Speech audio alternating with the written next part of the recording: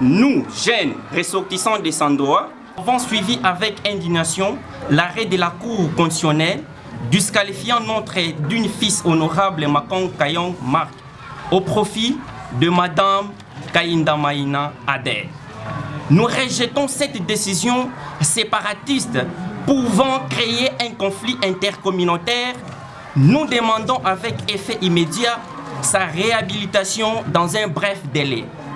Nous demandons au président de la République, son Excellence Félix Antoine Tshisekedi Tshilombo, de s'impliquer personnellement comme garant des bons fonctionnements des institutions de la République et les magistrats suprêmes. Car Madame Kainda n'a pas même obtenu 3000 voix aux élections législatives. Comment est-ce qu'elle peut remplacer celui qui a eu plus de 15 000 voix? Si réellement l'état de droit que vous prenez existe, attendons la réhabilitation de notre fils qui a été élu valablement par la population de Sandoa. L'honorable Makong Kayong Marc, il est le vrai représentant du territoire de Sandoa.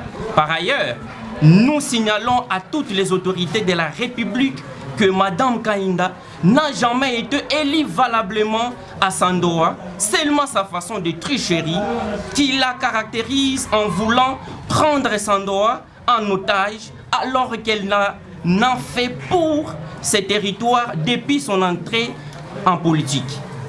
Vous vous souviendrez, lors de sa campagne électorale, elle nous disait toujours de voter à la présidence le candidat numéro 3. Si vous voulez que Sandoa prospère et reste uni, veuillez retourner notre honorable Makong Kayong Marc à sa place de député national.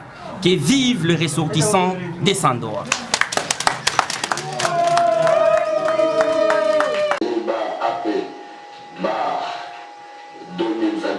De la CENI, particulièrement dans la circonscription électorale de Sandoa, province du Lualaba. Invalide le candidat Makong Kayong Marc, proclamé provisoirement élu sur la liste du parti politique Ensemble pour la République. Proclame définitivement élu Madame Kainda Maïna Adel sur la liste de l'Alliance des démocrates chrétiens du Congo pour la circonscription précitée, en remplacement de M. Makong Kayong Marc. Dit qu'il n'y a pas lieu à paiement des frais d'instance, dit que le présent arrêt sera signifié au requérant, au parti politique Ensemble pour la République, à la CENI, et sera publié au journal officiel de la République démocratique du Congo ainsi qu'au bulletin des arrêts de la Cour constitutionnelle. La Cour a ainsi délibéré et statué à son audience publique de ce jour à laquelle la présente composition a siégé.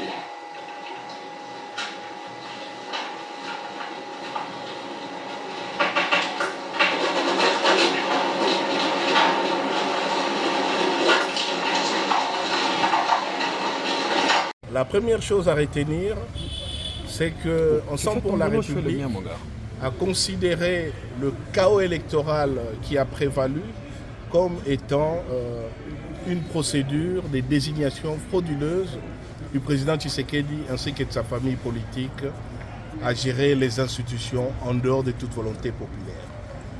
La deuxième chose à retenir, c'est qu'Ensemble pour la République, par respect pour les voix du peuple congolais attribuées aux rescapés de ces hold-up électoraux, nous considérons qu'il y a lieu de laisser siéger nos élus parce qu'eux ont été élus, ils n'ont pas été nommés, ils sont rescapés d'un processus de hold-up électoral, ils siègent pour organiser une opposition républicaine des combats.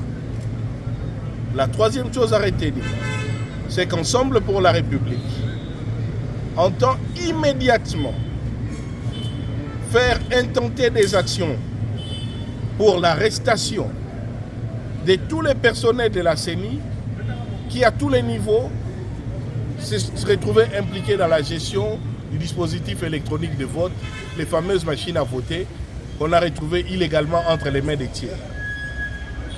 De la même manière, Ensemble pour la République est en train d'exiger aussi, et ça c'est extrêmement important, la clarté sur les contrats qui ont lié Mirou System, qui au regard des sommes importantes de la République mises à sa disposition lors de l'appel d'offres, nous a donné un travail désastreux.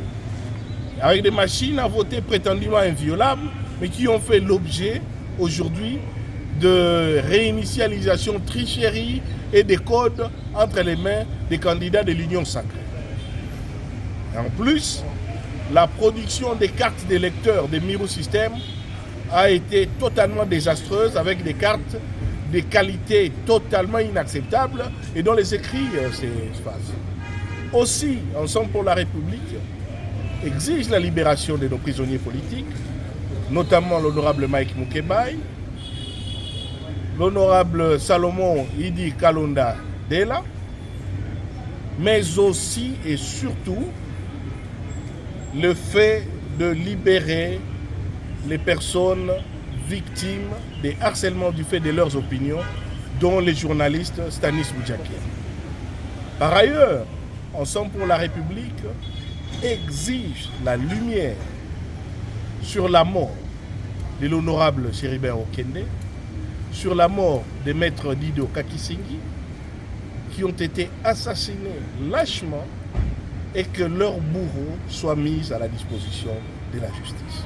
Voilà la quintessence de nos propos aujourd'hui. Dernière question, Hervé Diakessé, siéger, n'est-ce pas accepter la validation de Félix Tshisekedi comme président de la République? Non, parce qu'à partir du moment où vous faites voler 1000 $ en main et que vous poursuivez les voleurs et qu'ils abandonnent déjà 300 $, vous n'allez pas récupérer d'abord votre argent que vous retrouvez parce que c'est votre argent. Ici, les élections ne sont pas un cadeau de M. Tshisekedi. L'élection, c'est la volonté du peuple congolais. Le peuple congolais a été spolié de son droit. Alors que le peuple congolais devrait voter, des individus ont utilisé des machines pour s'auto-voter. Et nos rescapés à nous sont des gens que le peuple a élus et qu'il était très difficile d'effacer du système de la fraude. Voilà pourquoi ils sont des rescapés. Et donc, nous sommes propriétaires de nos voix. Ce n'est ni la CENI, ni M. Tshisekedi, ni qui que ce soit. Ce sont nos voix et nous avons décidé par respect pour notre peuple d'aller siéger, mais y mener une opposition républicaine de combat. Alors, Maître